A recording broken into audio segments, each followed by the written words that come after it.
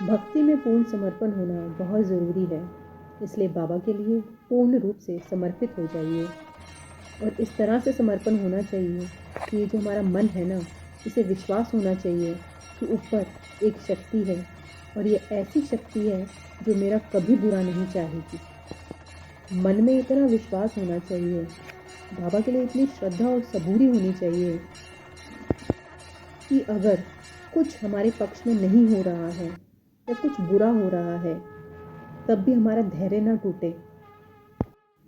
तब भी ये विश्वास बना रहे कि जो हो रहा है वो अच्छे के लिए हो रहा है,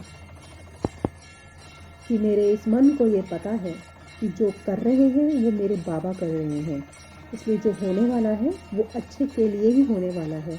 इसी को समर्पण कहते हैं। जब हम बाबा में पूर्ण रूप से समर्पित हो जाते हैं, बाबा की भक्ति में पूर्ण रूप से समर्पित हो जाते हैं, तो ये समर्पण ना ही हमें डरने देता है और ना ही हमें रुकने देता है। ना ही हम डरेंगे और ना ही हम रुकेंगे, क्योंकि ये जो हमारा मन होता है ना, इसे इतना विश्वास हो जाता है, ये इस तरह से समर्पित हो जाता है बाबा में कि वो हमें आगे बढ़ने से फिर रुकने नहीं देता। हम क्यों रुकेंगे? हम क्यों नहीं आगे बढ़ेंगे? क्योंकि हमारा ये मन जानता है कि हमारे साथ एक शक्ति है जो हमारे साथ साथ चल रही है। ना ही वो हमें रुकने देगी, ना ही वो हमें गिरने देगी। तो ना ही हम रुकेंगे, ना ही हम गिरेंगे। और अगर टूट भी जाएंगे तो टूटेंगे, बिखरेंगे और फिर उठकर चल पड़ेंगे।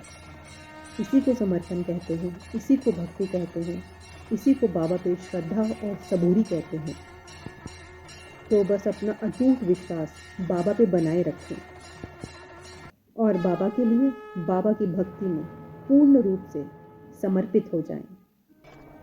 ओम साई राम जी।